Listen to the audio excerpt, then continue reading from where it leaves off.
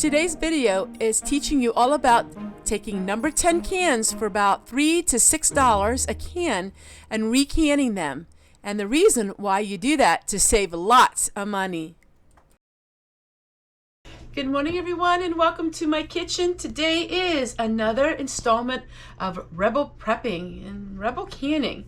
Today I'm going to share with you another way to think outside the box. If you're looking for a video that goes strictly by the book, then my videos aren't for you.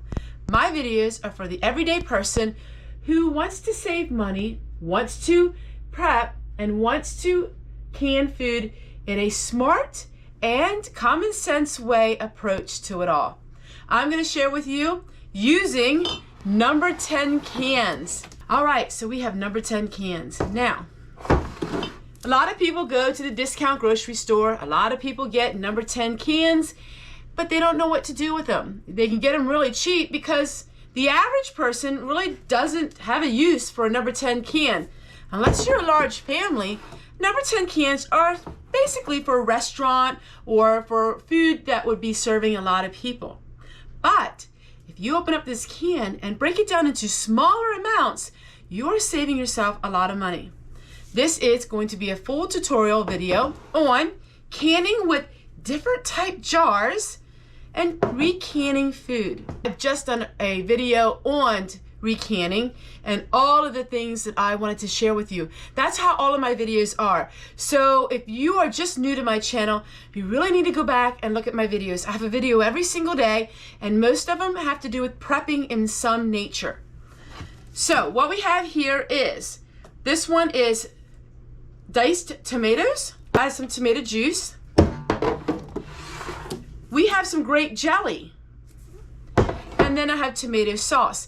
Now for me, I didn't spend any money on these except for last year. I bought this tomato sauce at Walmart for $3.59. Now I think it's still under $4. Under $4 for a gallon of this amazing tomato sauce. All you have to do is open it up, add your own seasonings to it, and you can make your own pizza sauce for really frugal price. Now a lot of people said, well, that's easy for you, Tessie, but what about some of us who we can't afford canning lids and we can't afford things like that? I'm going to show you once again how to can using store-bought jars only in this situation for water bath canning. I have in the past done research on pressure canning with store-bought jars. Now I am very comfortable in doing that. I would never recommend for anybody to do that unless they're comfortable with that. And I had success with it personally. I am giving a disclaimer, and I have a disclaimer at the bottom of my video. This is the way I do things. This is not regulated in any way. So if you are one of them canning people that have to follow the book, this is something that you probably won't be interested in doing. But if you know the fundamental steps in canning, it's a no-brainer. So how do I set my times? People often ask me that. Okay, so you open up a number 10 can of this, you're making pizza sauce. How do you know the right time? Basically, you go by the fresh. So whatever it is for the fresh. So to make pizza sauce or spaghetti sauce, if it's 45 minutes for your recipe, then it's 45 minutes for this. Jams and jellies, if it's 10 to 15 minutes, then it's 10 to 15 minutes for this. I do not recommend you recanning pressure canned items, low acid items, simply because all the heat, it would just boil all the nutrition away. But for water bathing, it's great. And the sky is the limit on how much money you can save. All right, so what we're gonna do is we're gonna work in steps because I have 3 different things going on here. I'm gonna open up this can. I'm gonna put my pizza mix in it, which I share in all of my videos. And I'm also going to add some spices, and we're just going to bring it up till it's really good and hot. Then we are going to put it in these jars. These are what I call my Rocco jars. These are Rocco jars, and they are amazing. But they're not cheap. They are from Italy, and they are very expensive. But in other countries, I'm sure you all know by now, they do a little bit different when it comes to preserving their food. You can buy these on Amazon. That is where I got them. But because I am a jar fanatic, I saved money to buy them. Now, these are Rocco jars. They have the seal.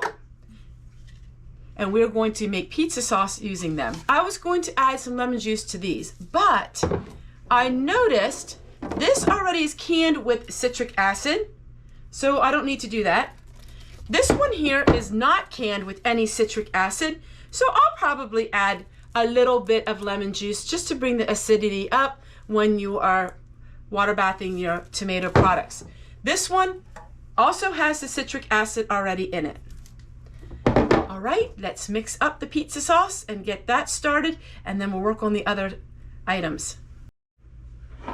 All right, I just looked on it again, and it does have citric acid in it. I am not going to add any lemon juice to this. So we're going to go ahead and put it in here.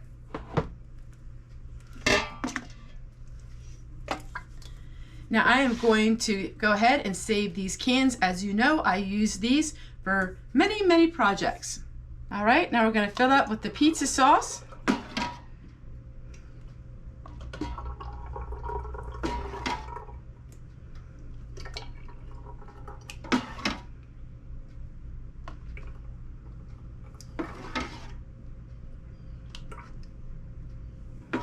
They also have on the website exactly how you can with these jars.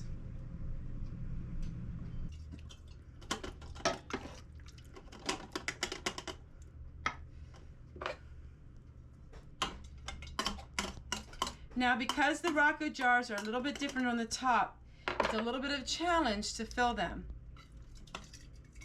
If you go real slow, it's easy. Really important that we clean the rims, because the rims have a lot of tomato products on them, because it was hard to fill the jars. So we want to make sure that they are totally clean. So it's going to take me a little bit just to make sure there is no tomato on any of the rims.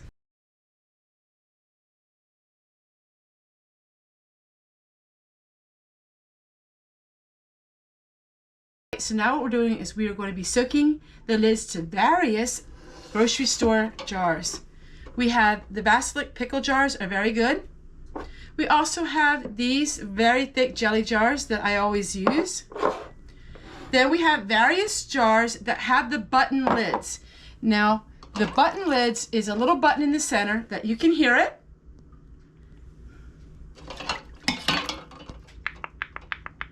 These are the lids you want to reuse. That way you know when your item is sealed. So it will have a button. All right. Now what we're going to do is I have to heat up the jelly just a little bit so it's easier to pour.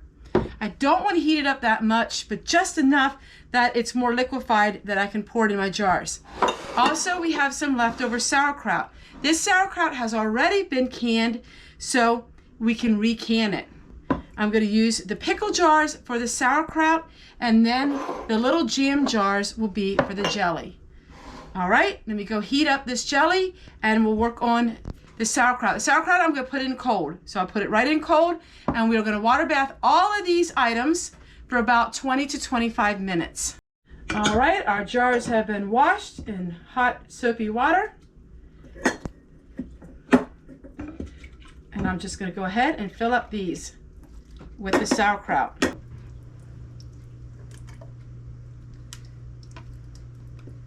So what did we do? We did tomato juice, we did just regular tomatoes, we did pizza sauce, we did a little bit of sauerkraut, and we did some jelly. All of these items were with number 10 cans. It's best to not store things in tin cans, but when you do it this way, it can last you a long, long time. In fact, I try to have food consumed within 3 years, but it can last much longer than that. You keep it in a cool, dry place, and it's a very dark place. You don't want to have a lot of sunlight, and you made sure everything was sealed.